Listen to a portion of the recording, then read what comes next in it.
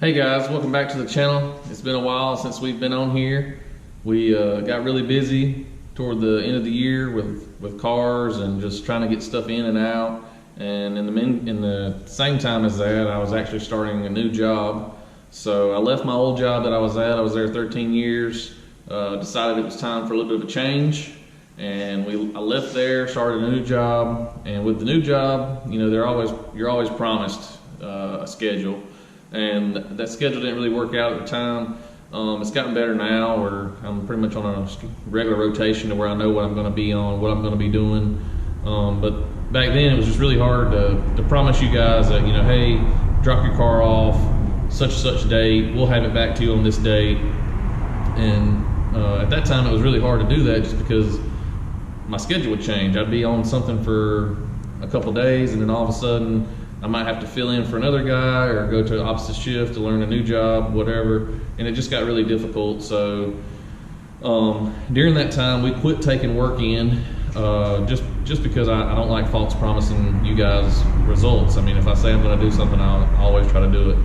So we decided to quit taking in work at that time. At that time was about the time that COVID and all this kind of stuff started hitting.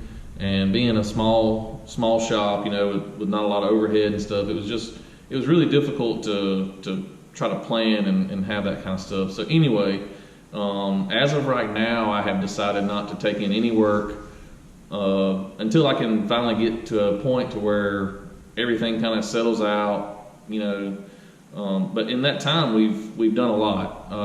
I've changed cars. A lot of you guys know the Corvette.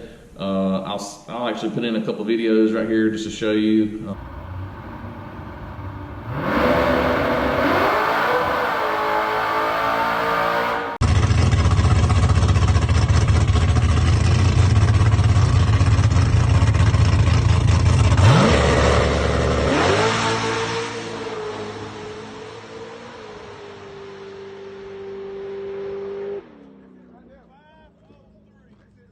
The car was probably my favorite car. It was something that, you know, I pretty much built from ground up, from stock to what it ended up being. A lot of guys always ask questions about what the setup was when it was a stick shift. You know, how much power did it make on the stock LS7 block with the stock rods. If any of you guys, you know, want more information on that, comment down below. Let me know. We can go into some deeper details. The car was it was a C6Z.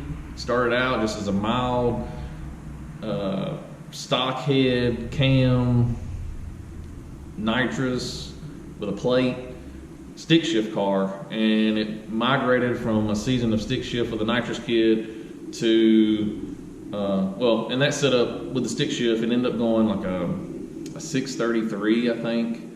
Was the fastest it ever went on about a 150 shot with the plate. And that after that season we upgraded. We went to YSI blower, which ended up doing really well. We put forged pistons in the block, still stock block, stock crank, stock rods. It was on Ignite E90 at that point, 4 fuel system, triple pump, you know, 2-inch primary headers. Pretty much the best we could do. We ended up running the car. It ran great, but the intake air temps would get up somewhere in the neighborhood of 250 or plus degrees. It was really hot. Luckily with the E90, we didn't have any detrimental issues. At that point, I took the car to a local shop, Performance Fab. We took it there. Matt built a air-to-water intercooler system for it that I kind of found some specs online. He built it. We rushed to put the car all back together, and failure on my part, not paying attention. We took it to the track, first outing, and the wire harness on the Corvette, you know, it runs right in front of the bumper, radiator style, and we forgot to plug it up. Well, when we forgot to plug it up, when I shifted to second gear, it actually was, you know, sucking enough air because it had just the bell mouth on it. It didn't actually have a filter or anything. We had it spooled really hard, so the bell mount, the filter wasn't going to work. But anyway, it sucked the wire harness in, and when it did, it pretty much grenaded the YSI. I mean, it chunked impeller blades through the blower pipe. If I have some pictures on my phone, I'll post some of that stuff. But luckily, the motor wasn't hurt. We got to the end of the hood, end of the track, had a big hole in the hood from where it came apart, and at that point, I parked the car. Really didn't know what I was going to do with it. Sent the blower out to try to have it fixed. Of course, Vortec told us that it was unrepairable. They did offer a blower at a really discounted price, and I did take advantage of that. But at that time, Supercharger Outlet with Casey Horde and I think Jared Kogenhauer was actually there then the first time around, and they offered me a kind of a sponsorship deal with the F1X. So I picked the F1X up, went to a 10 rib and all that kind of stuff, and then in the middle of all that, the guy that I had working down here with me at the time, Jonathan Anderson, which had the red C6Z, you guys probably remember, stick shift car, he had built a pretty badass motor and had decided that he was going to get out of it, that he was, going to retire the car and everything. So, and I knew that the F1X was not going to make that stock LS7 happy. So we ended up working up a little deal. We traded out. I gave him my motor and then some cash and bought the motor that he had, which was LSR block, good rods, good heads, all that good stuff. And we put the car back together. The car was on Fuel Tech. I had a FT600 in it, which we put in all ourselves. And I got everything together and cranked it up. The car seemed to run fine, no issues. I got it on the dyno and started making some power. And of course, right away, the car is just smoking like a freight train. So I pulled the motor back out, take it, Jonathan, of course, stand-up guy, agreed to fix whatever was wrong with it. I think I agreed to pay for some labor from the machine shop or whatever it took to get it back running. But we had a machine shop go through it. Machine shop found a couple little small issues that needed to be addressed. We put new pistons in it, some other stuff, put it all back together. I get it here, I have it on the dyno, and if I have some videos, I'll post all this stuff. But making power, and the car is making like 1,000 horsepower on my dyno, and it is, it sounds wicked. It sounds like it's just screaming, but me and the other two guys that were here at the shop, we're just looking and we just don't get it. We don't see tire smoke, car's not smoking.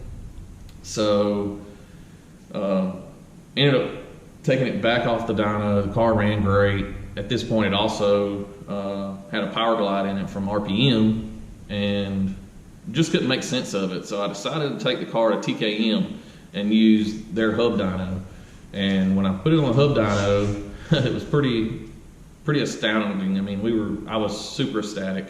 The first pull we did on the car, it made over 1,500.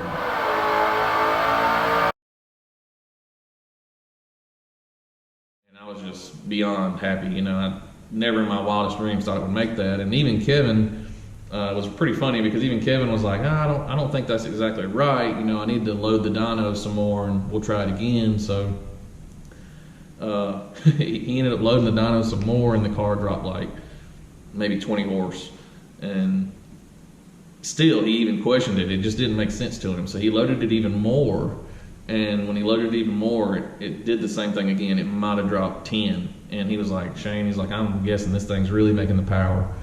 So first outing, we took the car out, and it actually went 522, if I'm not correct. But the car just A to B, it was perfect.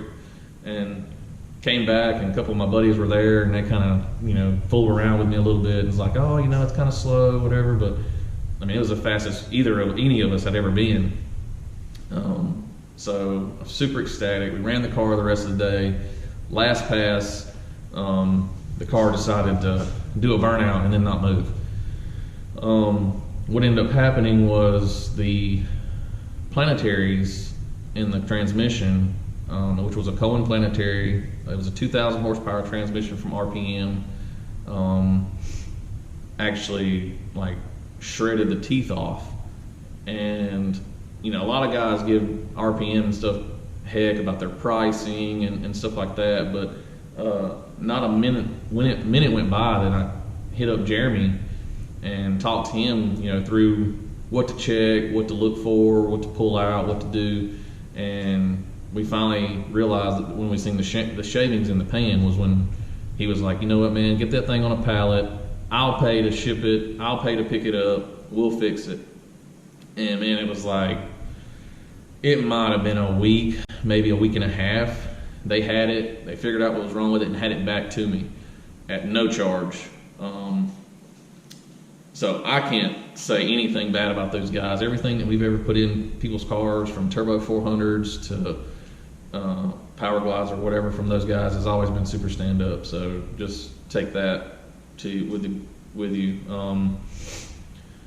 But after I did that, I had a good friend that I was talking to. A lot of you guys probably know him, Streetcar Joe. He's out in Texas. He had a similar vet that he had purchased from Fran up at RPM Motorsports in Delaware. And we went and talked a lot when I was building the car about certain things to do, converters and suspension and whatever else.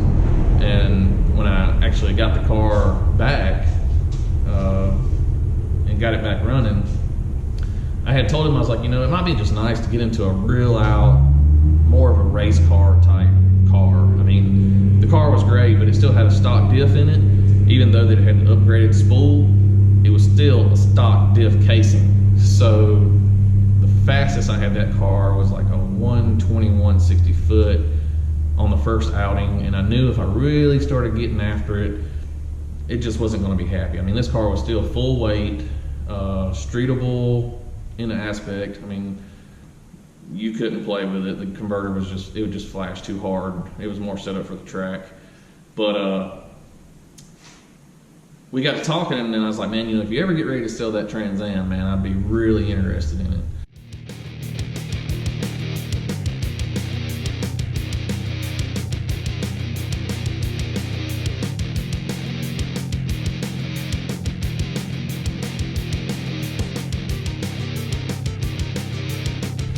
And he was like, you know what, if you're interested, you know, let's talk. And I'm like, well, man, I'd have to sell my car first. Like, you know, I don't really know if it'd sell. I mean, it's got a, you know, 25.5 in it. It's what it is. I mean, I'd have to have a nice price for it. Well, I decided that night, I was like, screw it, I'm going to post it up for sale, see what happens. And I posted it up, and instantly started getting guys that were interested in it.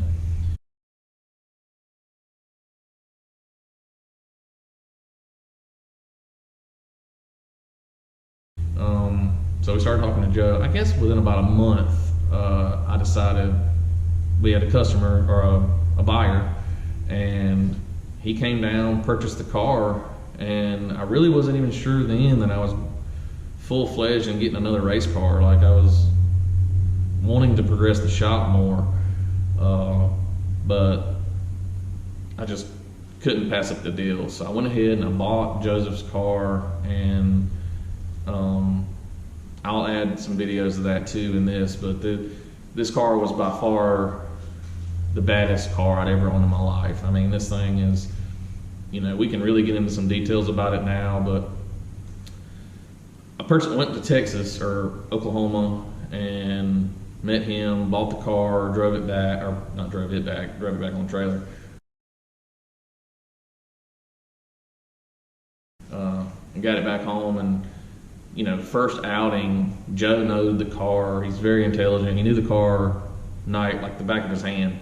And I took the car out. Very first pass, it went like I think it was like a 120/60 foot, and went like maybe like a 520 or 522, something like that.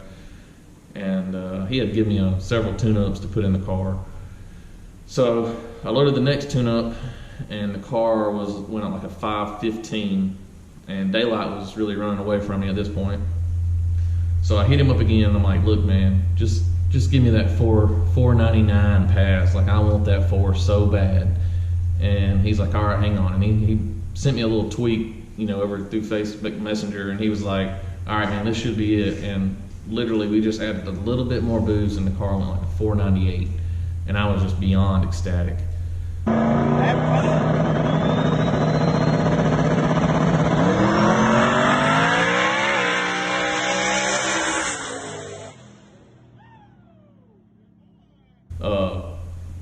Not trying to be long-winded here and drag you guys out, but so I kept that car for quite some time. I kept it for almost, I guess, this full season, this last season. Changed a few things along the way. We can get into some more details about that as well. If you guys are really interested, I want to give you guys what you want to hear about. I mean, I don't want to talk about something that you don't care nothing about. So, but we raced that car a lot. You'll see. I'll throw some videos in here and let you see it.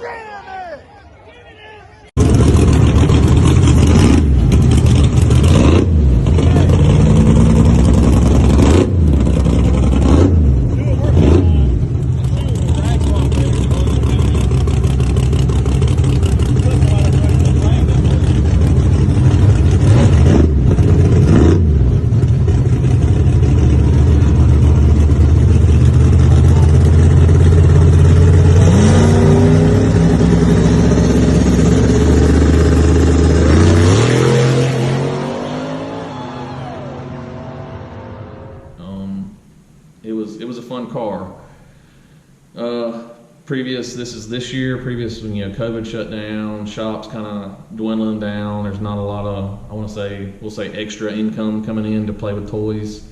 And we had to do some small stuff. I mean, I changed the converter in it, put a Cameron's torque converter in it. We had to get the power glide rebuilt. It actually started slipping. And then I took the car to TKM, got it dynoed. I'll throw that in here as well. Joe had never dynoed the car. This was a new motor that he had done by Mike Lowe. It was a 427.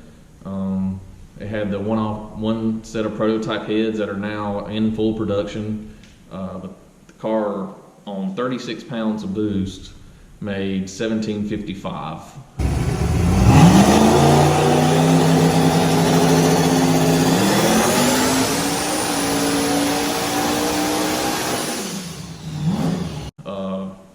Baddest machine I've ever owned. You could command a wheelie. I mean, if I wanted to ride a wheelie, I'd ride a wheelie.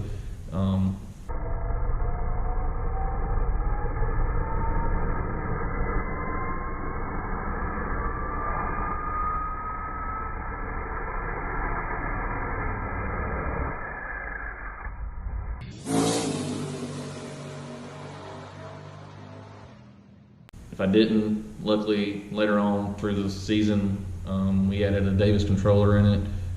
Joe actually helped us then wire that up as well. We got that put in, we got it all working. Joe had rewired the whole car, so it just made sense to reach out to him to have it redone. But we did that. And then I just got to the point that I'm like, man, this is an expensive car. It's just sitting here. I'm not doing nothing with it.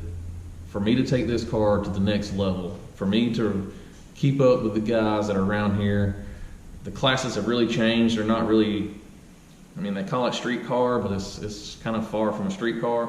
The car that I had, I could drive around, like I could go wherever I wanted to, minus hitting interstates and stuff, but the car was very streetable. I'm in a 3,200 pound car. Yeah, it makes a lot of power, but when you're racing cars that weigh 2,300 pound box bodies, it's just hard to keep up with those guys without making a lot of power, without changing the car to a 4-link and possibly, you know, cutting floors and everything under the car to lighten it up. It just didn't make sense. The car was too nice of a car to just hack up. I couldn't do it.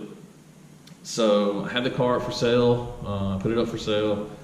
You know, a lot of guys hit you up. I mean, granted, I paid a premium price for the car. I mean, everybody kind of gives me heck about, you know, well, you know, Joe gave you tune-ups and everything, and he did. I mean, he gave me a lot of tune-ups with the stock converter, or the, not stock converter, the regular converter that was in it. He helped out a lot along the way. But the price that I paid for the car, you're kind of paying for that. I mean, what I sold the car for was way less than what I purchased it for. Granted, that guy's going to get some help. I'll try to help him out some ways that he doesn't hurt the car or hurt himself. But I can't help him out like Joe helped me. I mean, Joe just really knew the car. So anyway, I did end up selling the car, and now we have a couple new projects. We won't discuss those today. I won't, you know, share that right away. But I did get back into more of a street car, something that I could play with and drive. And a friend of mine that also uses the shop, that helped out at the shop when it was running, we just got his car back too. His car is not a street car. So that'll be a good one to discuss. We'll go over it some in some upcoming videos. So make sure you stay tuned. Make sure you hit that subscribe button, because it's going to get interesting. I mean, we got a lot to talk about. We got a lot to do. And his car should be out sometime this season. Probably, I would say, closer to mid-late season. I mean, we're going to try to get it ready and get it out, but there's a lot of stuff that needs to be done, and there's still a lot of safety stuff that needs to be done before we throw this man in his car and kind of say, let's go for it. So, but yeah, that's kind of where we're at right now. I mean, I love the shop. I love working on other people's cars and helping them out. You know, if you have questions, you know, put in the comments. I'll gladly try to answer any questions I can answer, whatever videos or something you want me to talk about or see. We got a new tow rig. We can go over the tow rig too. You know, it's all here for fun. I mean, I do this stuff for fun. This isn't a way to make money and make a living. Like, it's just for fun. I like to keep you guys in the loop, and I like to stay in the loop with car stuff. So that's kind of where we're at. I'm gonna post some videos though, of the Trans Am and of the Vet. So hopefully you guys will enjoy those. I'll try to. I don't know if I'll be able to comment on it as I go, but you'll see videos. You'll see the car probably on the dyno. You'll see some racing videos of the car at the track. Some wheelie clips. Everybody loves those, even though they're not fun. I mean, it's like fun the first time you do it, and after you land, it's a whole nother scenario. But yeah, that's kind of where we're at right now. I mean, I still have the shop. I still have my lifts. I did end up selling the dyno. I don't have the dyno anymore. It was just one of those things that it's a tool. It's here to make money. And when it's sitting in the floor and you're not using it, it's not making money. So I couldn't really see keeping it. So we did sell it. We sold it to a local shop, but they've already resold it again, so it doesn't do you guys much any good.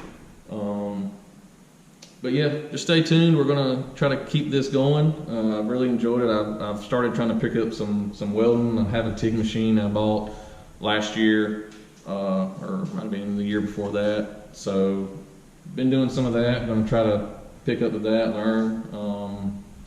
So maybe do some videos on that kind of stuff. It's whatever you guys want to see. I mean, you tell me, and we'll go from there. I always appreciate you guys' support. A lot of guys still hit me up every single day, want me to do work, want me to tune their cars. And right now, I mean, if it's something small, I'll do it. But right now, it's just really time consuming. I've really enjoyed this time off. It's been a nice break. I'm not going to lie about that. But yeah, just stay tuned, subscribe, hit the like button, and we'll go from there. Thanks, guys.